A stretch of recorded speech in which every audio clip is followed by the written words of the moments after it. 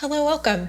Today I'm going to be doing a neck massage for the lovely Emmy, and we are going to be focusing on the smaller muscles of the neck that are a little bit more subtle and less talked about. So I'm going to go ahead and dive right in. This video has been brought to you by Cacao Bliss. So whenever I am working on a new client, I definitely am just paying attention to like how they're holding their shoulders. If it looks like they're lifting themselves from the table, and it kind of just cues me in as far as like how I want to be working and my general approach. So if the shoulders are really lifted, I know that person is probably a little bit uncomfortable, and which is, totally normal for a new client. But when that's the case, I really like to start with Occipitalis. It's a really thin muscle, and just putting a little bit of pressure on this muscle can help relieve a lot of tension. And it sounds fancy, but it's really not hard to do at all. So I'm going to go ahead and just start putting a little bit of pressure above the occipital ridge, and I'm working directly on the scalp. And also when I'm working on a new client, I'm paying attention to how much they want to engage, because I do like to communicate what I'm doing, but some people want to know more and other people just want to be kind of left alone, to get really quiet and relax. So.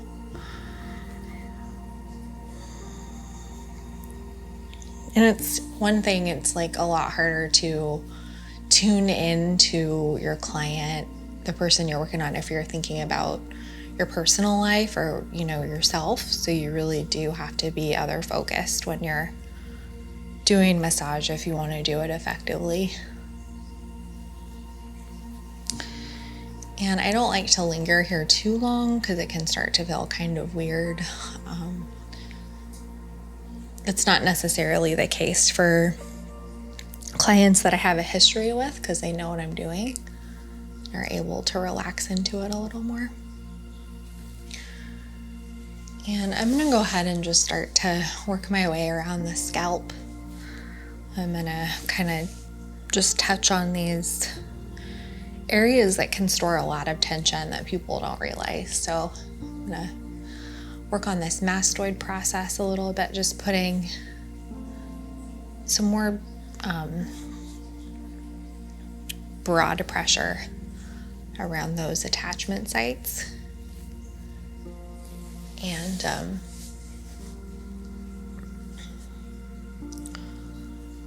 I always like to communicate, even if it's on a really basic level, what I'm doing, because people really enjoy learning about what's going on and why they might have the issues that they do. And I'm going to go ahead and start to work my way into this frontalis muscle. So this is just a really nice way to encourage the neck to relax more indirectly.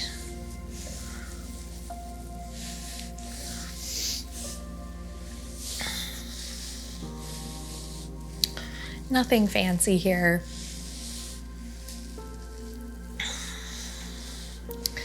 And sometimes it seems like when you hear all of the names of the muscles and stuff, it can feel intimidating, but this is really straightforward. It's really hard to get any of this wrong. So if you're new to massage, this is a really great routine to kind of jump into.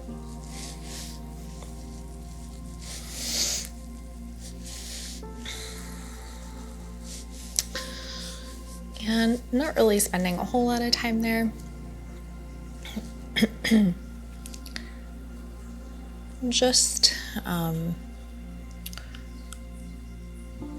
really wanting to encourage Emmy to relax as much as possible so that I can start maybe going a little bit deeper. Generally speaking, when I'm working on someone for the first time, I never do deep tissue. I always like to do a really thorough screen of that person and what they really need.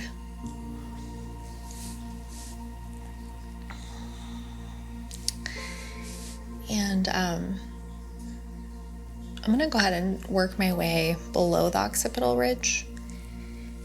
And I'm going to start to work into these suboccipital muscles. A really nice way to do this is to,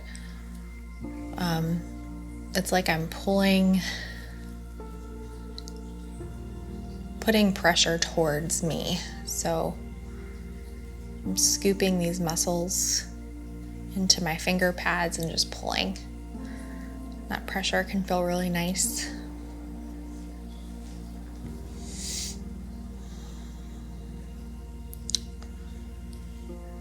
And I'm going to start to do just little circles. I really like to just work the muscle fiber from different angles and in different ways, get everything moving.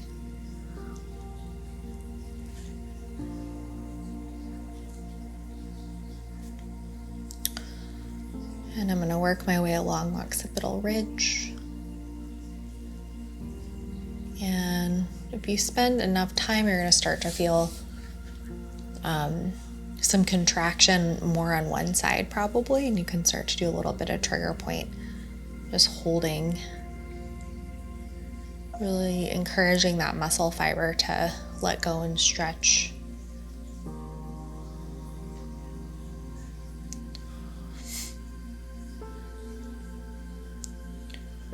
And also, if you get insights as you're doing the massage, it's really important to share those, I would say, after the massage is over. So if I'm feeling a lot of tension on one side of the neck, in the suboccipitals, I would think that that person has a desk job or is a student, and I would encourage them to,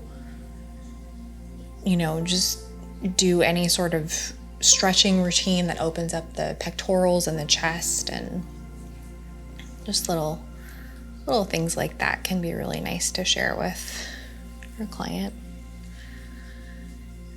And I'm going to go ahead and go in with my oil. So I think I'm about done working on those suboccipitals. I'm going to start to work on some different muscles. Whenever I grab my oil, it's kind of a chance for me to catch my breath if I'm feeling tired. So this neck work isn't as physically demanding, but can be a little more mentally demanding just because it's pretty detailed work.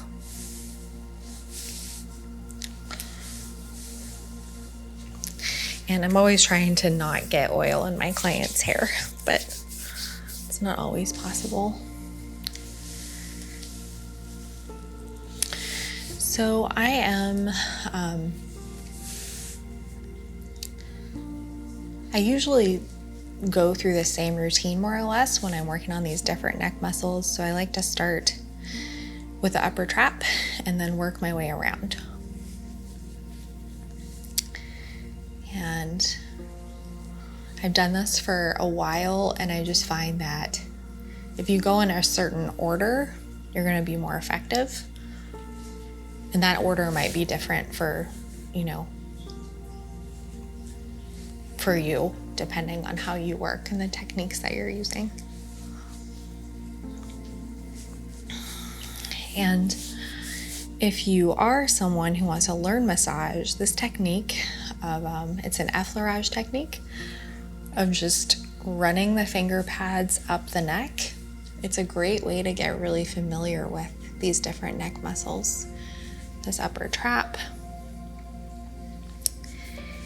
And the SEM is a little bit harder to make contact with unless the head's turned, but you can just start to kind of get a better idea. So if you kind of bring your fingers on that mastoid process by the ears, back of the ears, you know that you're close to the SEM, it's where it attaches. You can just start to kind of walk your fingers down, and that's a really great guide if you're feeling a little lost. And finally, I'm going to work on the scalene muscles and just running my fingers up and doing something on both sides of the neck at the same time. It gives your client a chance to just understand their own issues and neck more before you start working more locally on one side. I don't usually go quite this slow. I usually start working on one side a little sooner, and really it's that same sequence just on one side. So I'm going to go ahead and work my way into that upper trap, and I'm actually just bringing myself to the side of the table so that I have a better angle to work from.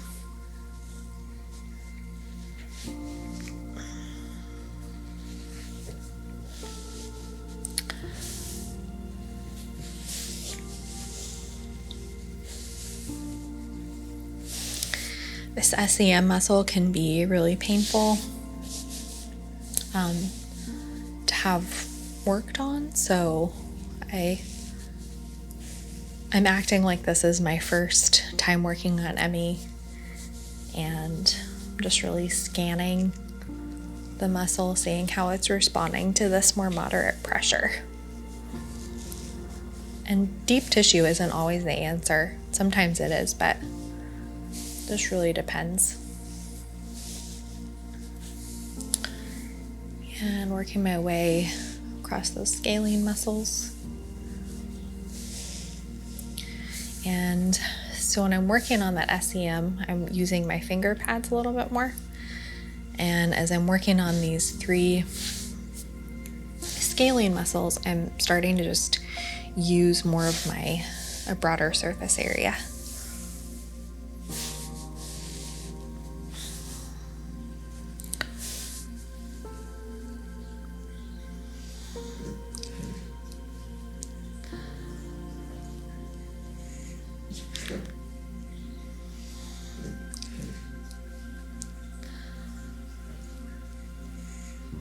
And I really like to do some more work in those suboccipitals, and it's a really nice way to kind of finish working on each side.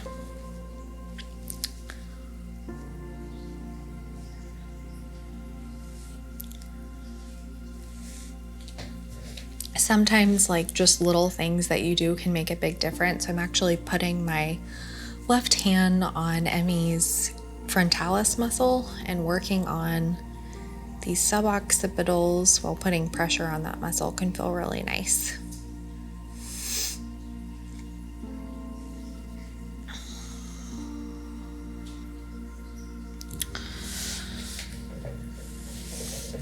And always turning the head nice and slow.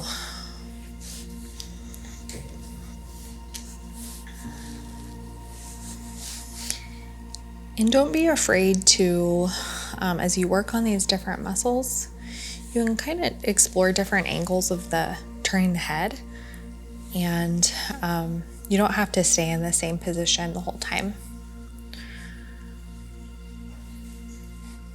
Sometimes when I'm working on the upper trap, I want less of an angle, and when I'm working on the SEM, I want a little bit more. It just depends.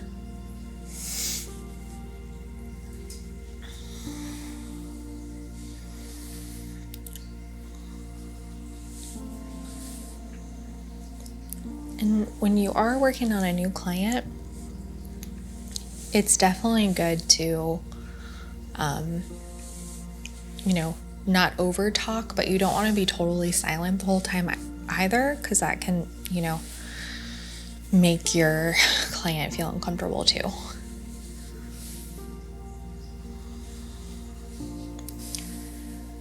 I'm not really gonna spend as much time on this side, just kind of touching on these muscles. And if you're doing this at home, I would definitely try to balance the time that you spend on each side. Make it about the same.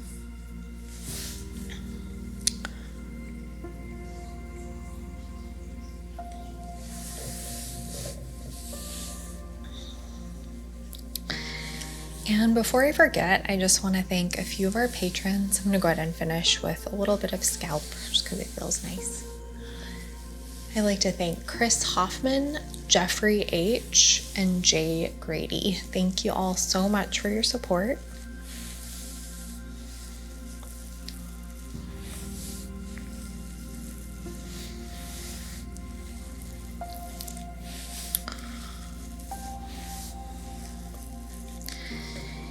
And that is all for today, guys.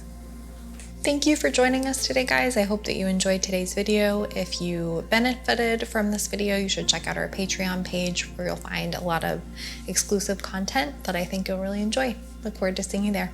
This video has been brought to you by Cacao Bliss, a decadent blend of 10 organic superfoods, including raw, ceremonial-grade cacao. Satisfy your chocolate cravings with a burst of antioxidants and other nutrients. Also available in Cacao Bliss bites that you can easily enjoy while you're on the go. If you enjoy these videos, please join us at PsycheTruthPatrons.com for dozens of exclusive videos and premium programs.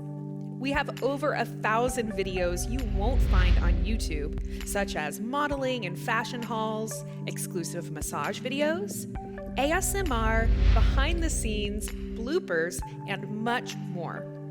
It's a great way to help us keep the cameras rolling so we can continue making the content you love. Patrons will get 2 to 3 new exclusive videos each week, so I hope you'll consider joining our Patreon family today. Just visit PsycheTruthPatrons.com.